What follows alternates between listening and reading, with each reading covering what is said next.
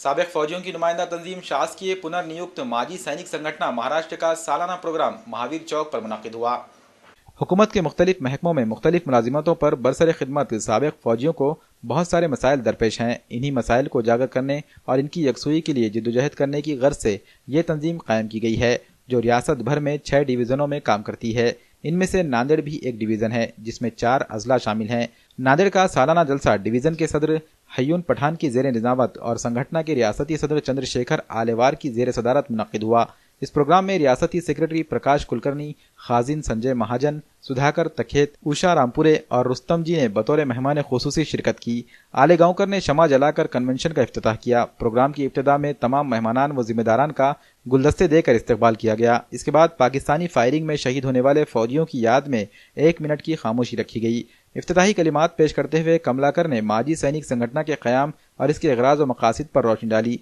रियासती सेक्रेटरी प्रकाश कुलकर्णी ने साबिक फौजियों को तलकीन की कि वह अपनी मौजूदा मुलाजिमत के दौरान डिसिप्लिन, फर्ज शनासी, मेहनत और ईमानदारी का उसी तरह मुजाहरा करें जिस तरह वो फौजी मुलाजिमत के दौरान किया करते थे और अपनी मुनफरिद शनाख्त कायम रखें।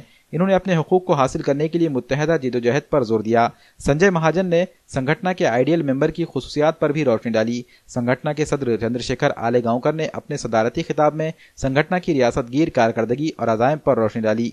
इन्होंने संगठन के नए दस्तूर की तैयारी में हाजिरीन से राय तलब की। प्रोग्राम की निजामत के फराइज संगठन के नांदेड़ डिवीजनल सदर और तलाटी हयून पठान ने अंजाम दिए। इन्होंने कहा कि हुकूमत महाराष्ट्र के मुख्तलिफ शोबों में बरसर खिदमत साबिक फौजियों के लिए कदीम पेंशन स्कीम लागू करना, इन मुलाजिमीन के प्रोमोशन के लिए रिजर्वेशन फराहम कराना, क्लास 1 और क्लास 2 मुलाजिमतों में साबिक फौजियों के लिए रिजर्वेशन नाफिज कराना, इन मुलाजिमीन के तबादलों के शराइत तय कराना, साबिक फौजियों के बच्चों की तालीमी फीस माफ़ कराना और फौजियों की बेवाओं के लिए खुसूसी बाज़ाबातकारी इक़दाम करना, साबिक फौजियों का जायदा टैक्स माफ़ कराना वगैरह भी संगठन के मकासिद हैं। शासकीय पुनर्नियुक्त माजी सैनिक संगठन महाराष्ट्र राज्य, ये संगठन की स्थापना 2 अक्टूबर 2011 को हुई थी और उसे शासन मान्यता जो मिली है वो 3 सितंबर 2016 को मिली है। इस संगठन का जो उद्देश्य है, जो माजी सैनिक सैन्य सेवा में से निवृत्त होकर शासन के विविध डिपार्टमेंट में कार्य करते हैं, उनको एक गाइडेंस करना, उनके ऊपर जो भी अन्याय हो रहा है उसके लिए शासन दरबार में उनकी व्यथा को उजागर करना, उनकी जो प्रमुख जो डिमांड्स हैं वो डिमांड्स को हम लोग शासन के सामने रख रहे हैं और शासन भी बहुत सकारात्मक है। हमें विश्वास दिलाया गया है कि जितने भी माजी सैनिक की जो भी प्रॉब्लम्स है, शासन आने वाले दिनों में उसे निश्चित पूरा करने जा रही है। पुनर्नियुक्त माजी सैनिक संगठन का आज विभागीय अधिवेशन यहाँ रखा गया था। मैं विभागीय अध्यक्ष बोल के यहाँ पे आप सभी का वेलकम करता हूँ। आज ये अधिवेशन रखने के पीछे उद्देश्य ये था क्या पुनर्नियुक्त माजी सैनिक जो आर्मी से रिटायर होकर दोबारा सिविल सर्विसेज में महाराष्ट्र शासन में जो पुनर्नियुक्त हुए है, उन लोगों की जो तकलीफ़ है, उनकी जो अड़ी अड़चन है वो बाकी लोगों से अलग रहती है, उसका सोल्यूशन मिलना, माजी सैनिकों को इज़्ज़त से नौकरी इज़्ज़त मिलना, डिपार्टमेंट में इज़्ज़त मिलना, ये सब चीज़ों के लिए यहाँ पे हमने चर्चा सत्र रखा था। इसके लिए हमारे राज्य के अध्यक्ष श्री आलेगांवकर सर और बाकी जिलों से भी पदाधिकारी आए थे।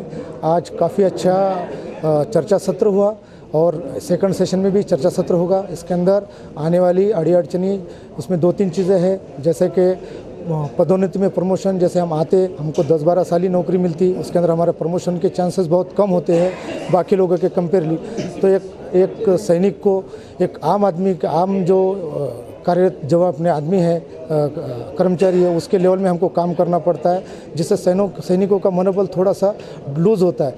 इसलिए हम शासन के पास और प्रशासन के पास इस चीज़ की मांगनी करने वाले हैं कि सैनिकों को प्रमोशन के अंदर आरक्षण मिलना चाहिए, जिससे कि वो अपना पूरा इस अपने अभिमान के साथ अपना काम कर सके। और दूसरी एक चीज़ थी क्या पूरी संगठन, पूरे माजी सैनिकों ने यहाँ पे नांदेड़ महानगर पालिका में एक जीबी के अंदर हमारा प्रस्ताव था कि बाकी जिलों के अंदर, बाकी कॉरपोरेशन के अंदर जैसे घर पट्टी, पानी पट्टी माफ़ हो गया है, वो हमारा माफ़ करने का 2015 में इसके जीबी की बैठक में इसको मान्यता मिली हुई है, लेकिन आज तक 2017 तक इसके बारे में किसी ने कोई एक्शन नहीं किया। तो हम आज संगठन के मार्फत आज हमारी चर्चा हुई और फ्यूचर में हम कुछ दिनों के अंदर कॉरपोरेशन में कमिश्नर साहब के पास इस चीज़ के लिए विनंती करने वाले हैं।